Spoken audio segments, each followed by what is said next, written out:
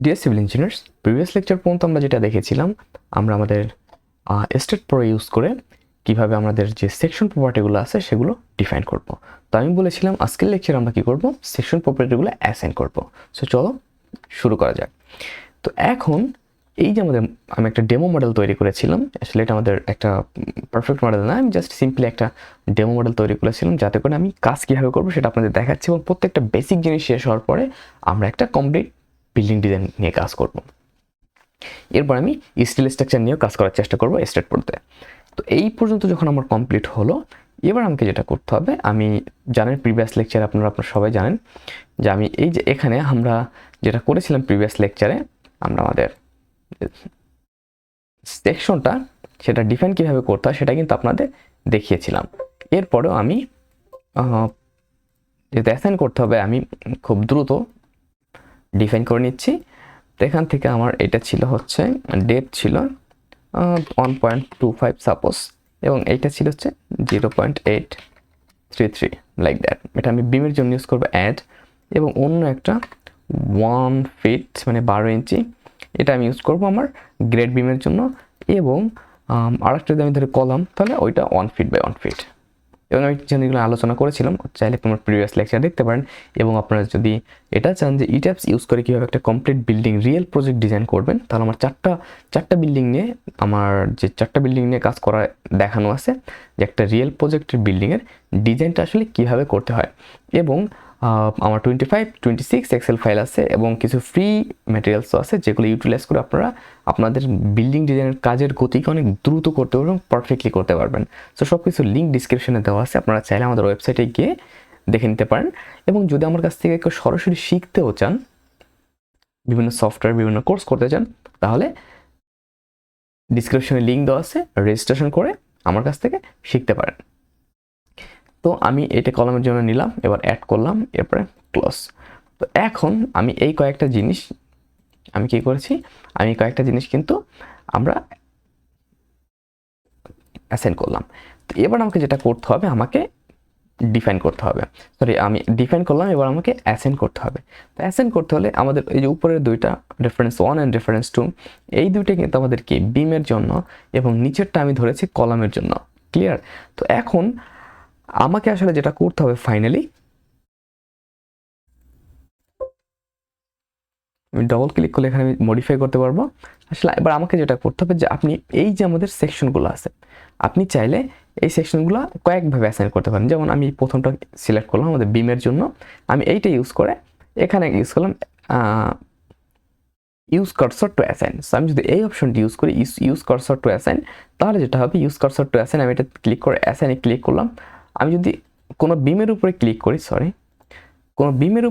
করি, ঠিক আছে, আমি যদি কোনো বিমের উপরে ক্লিক করি এইভাবে, তাহলে দেখা যাবে যে সেটা এইভাবে অ্যাসাইন হয়ে যাবে। বাট এর থেকেও সবচেয়ে কার্যকরী প্রসেস আমি এটা ইউজ করবো, অ্যাসাইন কার্সর।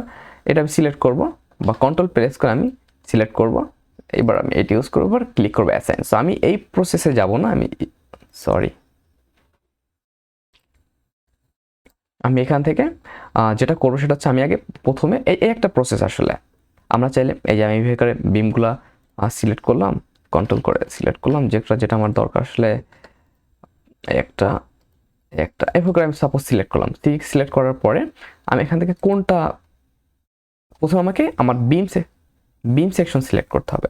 সিলেক্ট করার পরে এখানে কন্ট্রোল প্রেস করে আমরা কোন সেকশনের উপরে ওই বিমটা অ্যাসাইন করতে চাই আমাকে সেটা সিলেক্ট করতে হবে। এবং এই যে অপশনটা আছে অ্যাসাইন টু সিলেক্টেড বিম, এটাতে অ্যাসাইনে ক্লিক করলে দেন দেন দেখতে পাচ্ছেন আমাদের এই R1টা এই বিমগুলোতে অ্যাসাইন কিন্তু হয়ে গেছে। এই একটা প্রসেস আপনি চাইলে এভাবে করতে পারেন। এখন দেখা যায় অনেক বড় স্ট্রাকচারের ক্ষেত্রে এইভাবে প্রত্যেকটা অ্যাসাইন করা অনেক ডিফিকাল্ট হয়ে যায়, একটা প্রসেস। তো আমি একটু ব্যাগে যাচ্ছি, তো আমি একটু ব্যাগে গিয়ে এই যে অপশনটা সেটা সিলেক্ট করলাম। এখান থেকে আমি একবার ডিরেক্টলি আমার এই যে বিমগুলো আছে, কন্ট্রোল প্রেস করলে এইগুলা, এবং কন্ট্রোল অ্যান্ড টু সেভ এবং কন্ট্রোল প্রেস করে এইগুলা। সো আমি এই সব বিমগুলা সিলেক্ট করলাম। আমি যদি এবার 3Dতে বা আইসোমেট্রিক ভিউতে যাই দেখবেন সবগুলো কিন্তু সিলেক্ট হয়েছে। এবার আমি এই যেটা করতে চাই, প্রথমে আমাদের সেকশন সিলেক্ট করতে হবে, আমি আগেও বলেছি। এরপরে আমরা এটা সিলেক্ট করব, এরপর কন্ট্রোল প্রেস করে এটা সিলেক্ট করব। করার পর আমি আইসোমেট্রিক ভিউতে যাওয়ার পরে এই যে অ্যাসাইন টু সিলেক্টেড বিম এবং অ্যাসাইন টু ভিউতে দিলে আমার সবগুলা এই যে এখানে যে সবগুলা যে আমার সেকশন আছে সবগুলাতে অ্যাসাইন হয়ে যাবে। সো এখান থেকে অ্যাসাইন যদি করে দিই, ইয়েস, দেখতে পাচ্ছেন আমার ওই সেকশনগুলোতে কিন্তু বিম হয়ে গেছে। একইভাবে অন্যভাবে এবং সেম কলামেও। কিন্তু আমাদের সবচেয়ে সহজ পদ্ধতি আসলে যেটা, যখন আমরা সব জায়গায় একই টাইপের জিনিস অ্যাসাইন করতে যাই, আমি এখান থেকে সবগুলো যখন আমি একইভাবে অ্যাসাইন করতে যাই আসলে, তখন আমি যে প্রসেসটা ফলো করতে পারি সেই প্রসেসটা হচ্ছে আমি একটু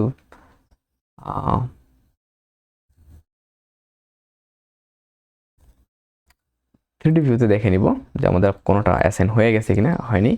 তো এরপরে আমি এখান থেকে চলে যাব আপনার সিলেক্টে গিয়ে আপনার এখানে অনেকগুলো অপশন আছে।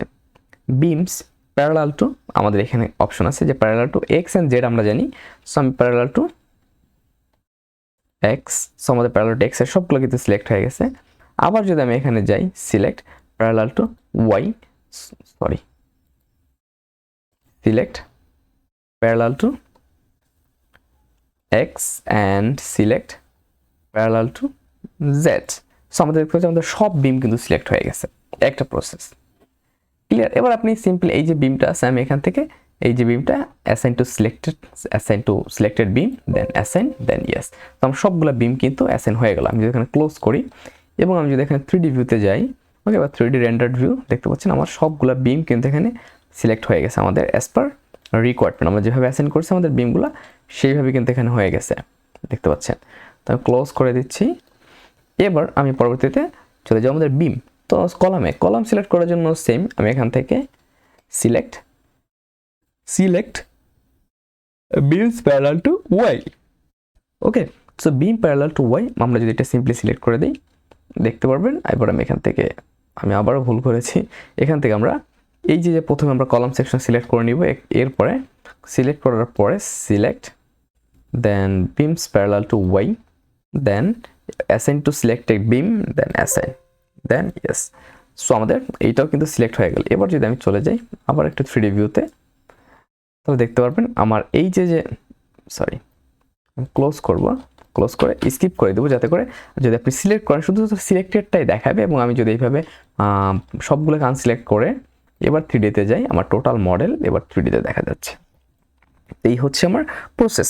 আসলে এখানে প্রসেসটা অনেক ইজি একটা প্রসেস, যে আমরা সিম্পলি আমাদের যে মডেলগুলো আছে বা আমাদের যে সেকশনগুলো আছে এগুলো নিয়ে ইজিলি কাজ করতে পারি। তো এই ছিল আমাদের আজকের লেকচার। আমরা নেক্সট লেকচারে আবার নতুন একটা টপিক নিয়ে আলোচনা করবো অবশ্যই। তো সাথে থাকার জন্য ধন্যবাদ। এবং যারা এখন আমার চ্যানেলে সাবস্ক্রাইব করেননি বা যারা এখন আমার চ্যানেলকে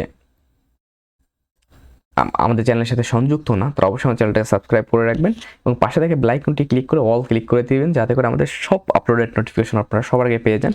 এবং সবচেয়ে গুরুত্বপূর্ণ বিষয় যেটা, যদি আপনারা আমার কাছ থেকে রিয়েল প্রজেক্টে কাজ করতে চান, যদি আপনারা আমার থেকে এক্সেল ফাইলগুলো কিনতে চান, তার লিঙ্ক ডিসক্রিপশনে দেওয়া আছে, আপনারা সেখান থেকে গিয়ে নিয়ে নিতে পারবেন। So thank you very much. Stay connected till next video.